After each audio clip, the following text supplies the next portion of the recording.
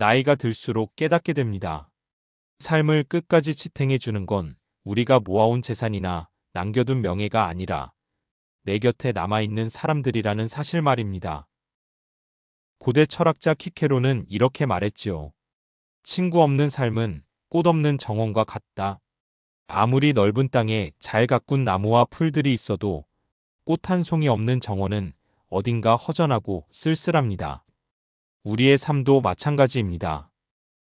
세계에서 가장 오래된 행복 연구 중 하나인 하버드 성인발달 연구에서도 똑같은 결론을 내렸습니다. 오래 살게 하는 것도 삶을 만족스럽게 만드는 것도 결국 좋은 인간관계다. 돈도 명예도 심지어 건강조차 인간관계만큼 우리를 지켜주지 못합니다.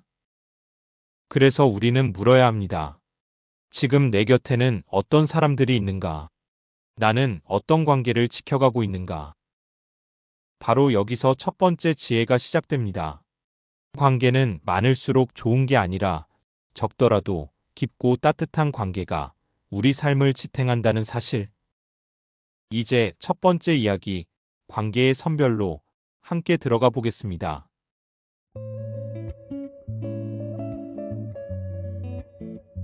공자는 이렇게 말했습니다.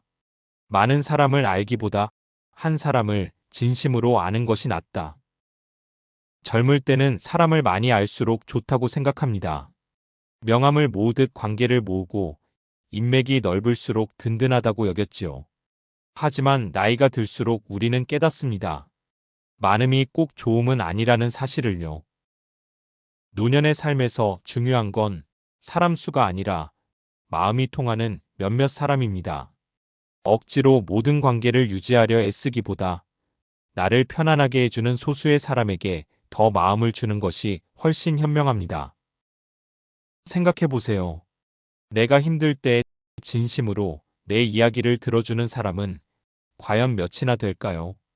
내가 기쁠 때 함께 웃어주는 사람은 또 몇이나 될까요? 많지 않습니다. 하지만 그 몇 안 되는 사람이 내 삶을 지탱하는 기둥이 됩니다. 그래서 저는 권하고 싶습니다. 조용히 앉아 두 가지 리스트를 적어보세요. 하나는 나를 힘들게 하는 관계, 다른 하나는 나를 편안하게 하는 관계, 그리고 후자의 사람들에게 시간을 더 내어주고 에너지를 쏟으시길 바랍니다. 관계의 양보다 질. 이것이 노년의 관계에서 꼭 필요한 첫 번째 지혜입니다. 그리고 여기서 또 한 가지 중요한 관계가 있습니다. 그건 바로 가족이지요. 가족은 평생 가장 가까운 존재지만 때로는 가장 어렵고 복잡한 관계이기도 합니다. 너무 가까우면 불편하고 너무 멀면 서운합니다. 그래서 다음 이야기에서는 노년에 반드시 배워야 할 지혜, 가족과의 거리에 대해 함께 나눠보겠습니다.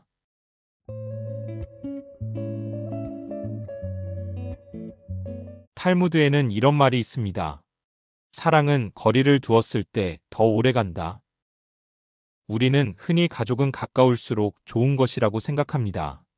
하지만 나이가 들어갈수록 깨닫게 됩니다. 너무 가까워도 문제가 되고 너무 멀어도 서운함이 쌓인다는 사실을요. 자식에게 모든 걸 간섭하고 싶어질 때가 있습니다. 이렇게 살아야 한다. 저건 잘못됐다.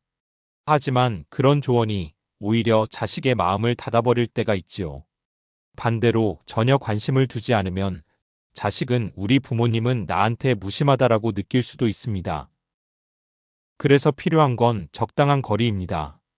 마치 뜨거운 차를 식히기 위해 잠시 식혀야 더 맛있게 마실 수 있는 것처럼 가족 관계에도 간격이 있어야 오래갑니다. 여러분도 아마 경험하셨을 겁니다.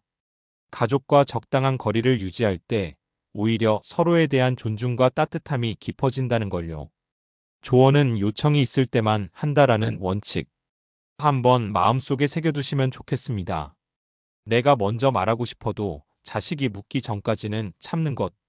그 침묵이 때로는 가장 큰 지혜이고 가장 큰 사랑이 됩니다. 이렇게 가족과의 거리를 지키면 관계는 더 오래가고 더 따뜻해집니다. 그리고 흥미롭게도 가족 외에도 우리의 삶을 풍성하게 만들어주는 또 다른 선물이 있습니다. 바로 새로운 인연이지요. 사람들은 흔히 나이 들어서 무슨 새 친구가 생기겠어라고 말합니다.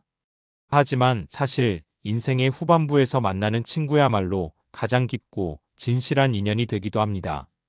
그래서 다음 이야기는 나이 들어서도 시작되는 새로운 인연의 의미에 대해 함께 나누어 보려 합니다.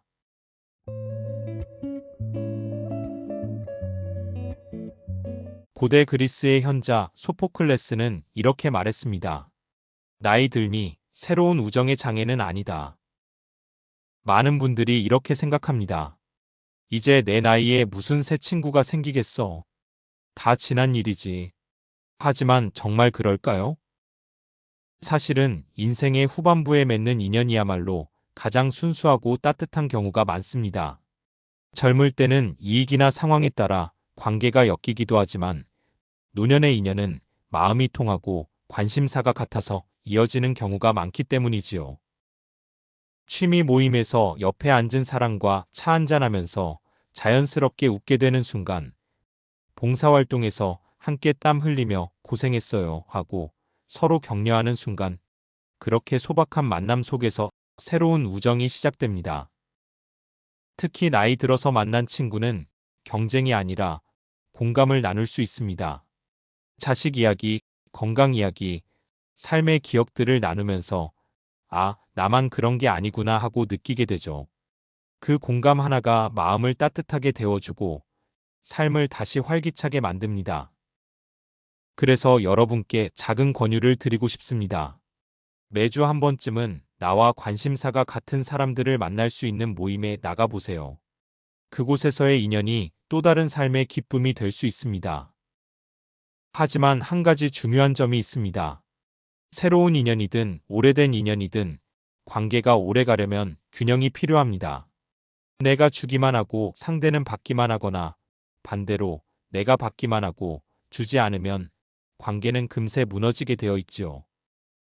그래서 다음으로 함께 나눌 이야기는 주고받음의 균형, 바로 그 섬세하지만 꼭 필요한 관계의 지혜에 대해 말씀드리려 합니다.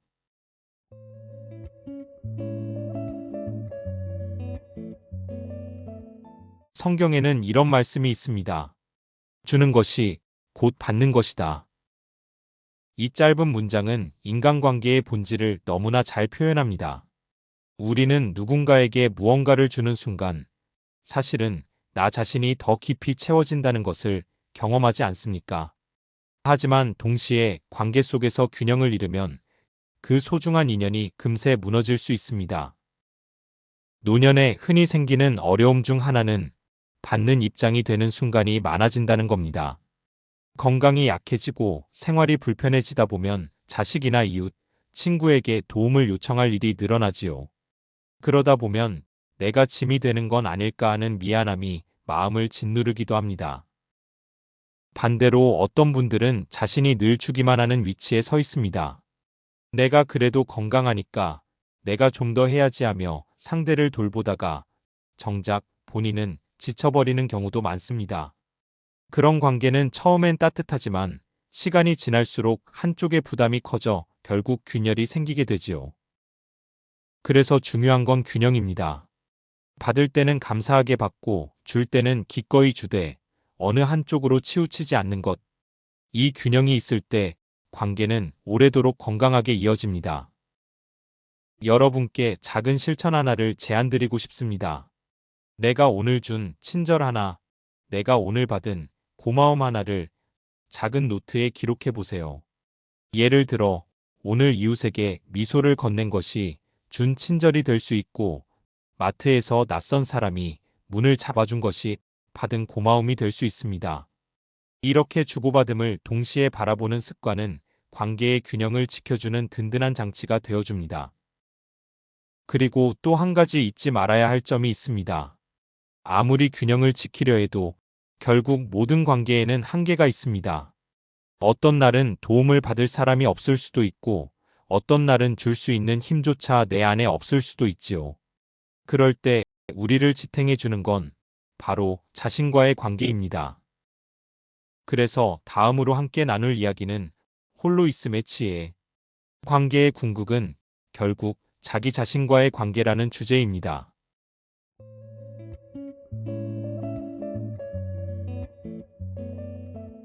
에머스는 이렇게 말했습니다. 홀로 있는 법을 아는 자만이 진정한 친구를 가질 수 있다. 우리는 평생을 살아오며 수많은 관계 속에서 웃고 울고 상처받고 치유되기를 반복해왔습니다. 그런데 결국 모든 관계의 기초는 바로 나 자신과의 관계입니다.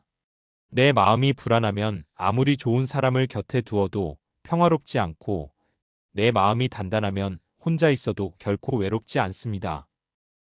젊을 때는 혼자 있는 시간이 마치 버려진 것처럼 느껴질 때가 많습니다. 그래서 친구를 찾고 사람을 불러 모으고 소란 속에서 외로움을 덮으려 애쓰지요. 하지만 나이가 들수록 비로소 깨닫게 됩니다. 홀로 있는 시간은 벌을 받는 시간이 아니라 나 자신과 화해하는 귀한 선물이라는 것을요. 창밖에 비가 내리는 날, 따뜻한 차 한 잔을 앞에 두고 조용히 앉아 있는 시간.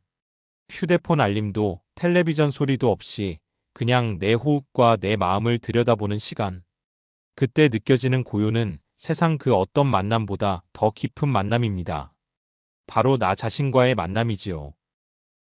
사람들과의 관계에 지쳐 힘들 때, 가족이나 친구와 다투고 마음이 복잡할 때, 홀로 있는 시간을 두려워하지 마십시오. 그 순간이야말로 내 마음을 정리하고 관계를 다시 바라볼 수 있는 회복의 공간이 되어줍니다. 그래서 제가 드리고 싶은 작은 실천은 이것입니다. 하루 10분 관계 단식을 해보시는 겁니다. 휴대폰을 끄고 TV도 끄고 그저 조용히 앉아 나 자신과 대화를 나누는 거지요. 오늘 나는 무엇에 기뻐했는가? 오늘 나는 무엇에 상처받았는가? 이렇게 묻다 보면 다른 누구도 아닌 내가 나의 가장 좋은 친구가 되어줍니다. 그리고 신기하게도 자신과의 관계가 평화로워지면 주변의 인간관계도 훨씬 부드럽고 건강하게 변합니다. 내가 내 안의 고요를 알고 있으니 상대에게 불필요한 기대를 덜하게 되고, 내가 나를 위로할 수 있으니 상대에게 상처받아도 쉽게 회복할 수 있지요. 결국 노년에 이르러 우리가 도달해야 하는 관계의 궁극은 다른 사람과 잘 지내는 것뿐만 아니라 나 자신과 잘 지내는 것입니다. 홀로 있는 시간 속에서 우리는 삶을 더 깊이 이해하게 되고, 비로소 타인과도 더 온전히 사랑할 수 있는 힘을 갖게 됩니다.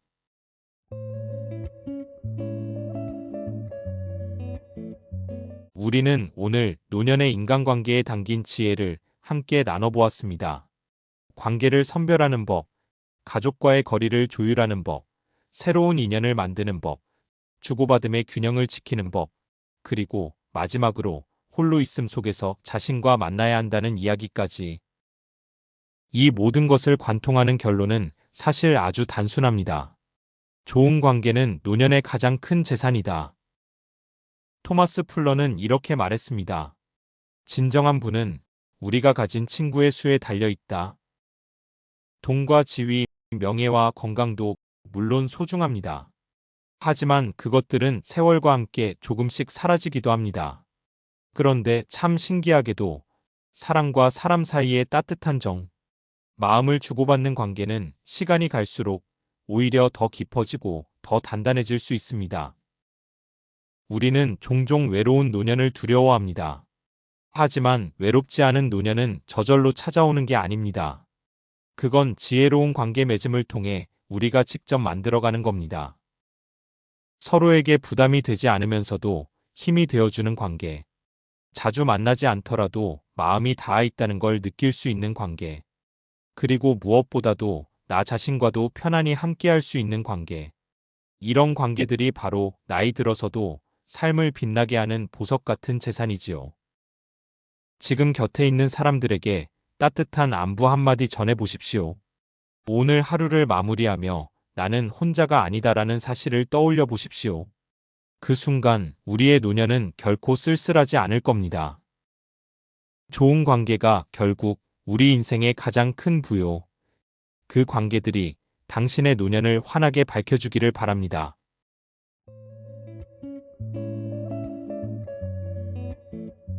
시청해주셔서 정말 감사합니다.